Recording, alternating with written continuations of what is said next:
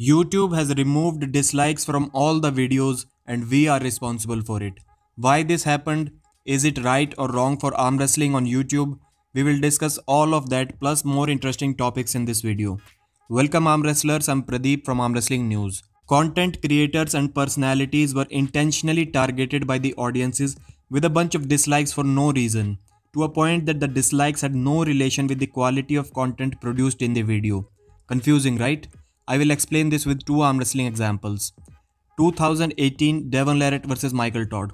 This video had over 20,000 dislikes. Those 20,000 people didn't know that the dislike button is a reflection of the video itself, the sound quality of the video quality, the production quality, and the entertainment value, and not what has happened in the video. I mean, YouTube does not understand what a king's move is and why it should be banned. If I dislike the video, YouTube thinks that something is wrong with this video or this WL YouTube channel. WL YouTube channel, not WL as an arm wrestling organization. YouTube algorithm does not understand whether arm wrestling rules are being implemented in a match or not. Second example, when Jeet Salal made this BS video about arm wrestling titled Arm Wrestling Will Destroy Your Life, which he changed later of course, I made a response video to that. Then Jeet Salal asked his fans to go to the arm wrestling pages and support him by teaching us about arm wrestling. A few hours after that, all the response videos on every arm wrestling channel started getting a lot of dislikes. This happens everywhere. You call someone out for something, and it won't matter if you are right or wrong, the fans will attack the dislike button. So, while we can sit around and complain all we want about this step to hide the dislikes, the truth is that we were not mature enough to use the dislike feature. Is this good or bad for arm wrestling? I personally hate this step from YouTube. My channel was getting 97% likes and only 3% dislikes. This was very beneficial for honest content creators. If someone found my channel for the first time and he sees that the video has 200 likes and only 5 dislikes, he is more likely to stay on the video and subscribe to the channel.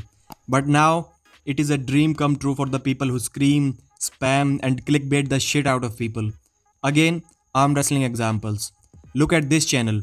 All he does is spam, clickbait and steal content. And he has more fucking subscribers than Ryan SP. Can you imagine that? These are the type of content creators that will boom now. If tomorrow he puts on a thumbnail, Michael Todd vs Levan Saginashvili, unseen leaked footage in Dubai, there ain't shit you can do about it. You cannot dislike it to let other people know that it is a spam. YouTube says that we are protecting the content creators from being demotivated by intentional, undeserved hate. No, you are not protecting anyone. You are promoting spams and clickbaits.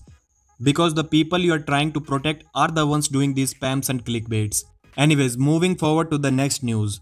John Brezink and Alexei Vovoda both have given their responses for their possible rematch at King of the Table 2.0. First, Vovoda shared someone's story on his Instagram and people got excited that he is ready for this match. Then he uploaded another story just a few hours after that. John is the best of all times. I don't plan to fight this great man. My honor. This seems kind of confusing, right? He is saying that I don't want to compete and then saying my honor. Like it is my honor to have a match with him, something like that.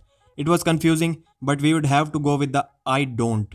Then John Brezink responded on Ryan Bowen's podcast that he is ready to pull Vovoda if he is offered the match 3-4 months in advance to train for it.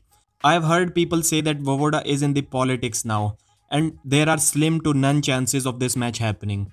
Alright, let's move on to our favorite topic. Ryan Bowen admits to steroid usage. He said he is using something right now, but he won't reveal it. Speculations are that Leo from Leo and Longevity, he might be helping him with his protocol. Ryan will be having a super match, a rematch with New Zealand's Heta Morris. I forgot the date guys, please let me know in the comments. It was either at the end of this month or the beginning of next month. Some more super matches that are fixed. Coach Ray vs Froda Hogland on 19 to 22 August. Tim Bresnan vs Evgeny Prodnik, possibly in October this year. And the fatal 4-way between Mike Aiello, Jordan Sill, Chan Shaw and Don Underwood. Mike Aiello vs Don Underwood and Chan Shaw vs Jordan Sill are the first matches. This fatal 4-way is available on StakeKings.com. Chan Shaw and Mike Aiello are already sold out, and if Jordan Sill and Don Underwood get sold out too, the blocks will reopen. I think Mike Aiello is going to win this thing, and people who staked on him are going to get 3 times the money. I would advise you to read the payout conditions of stakings.com before staking your money. If you have stayed with me till now, your opinion matters to me. If I do a weekly summary of all the interesting arm wrestling events happening last week, every week, then would you watch it? And on which day should I upload this video? Give this video a thumbs up, share it with someone who thinks like you. My name is Pradeep and I thank you so much for watching.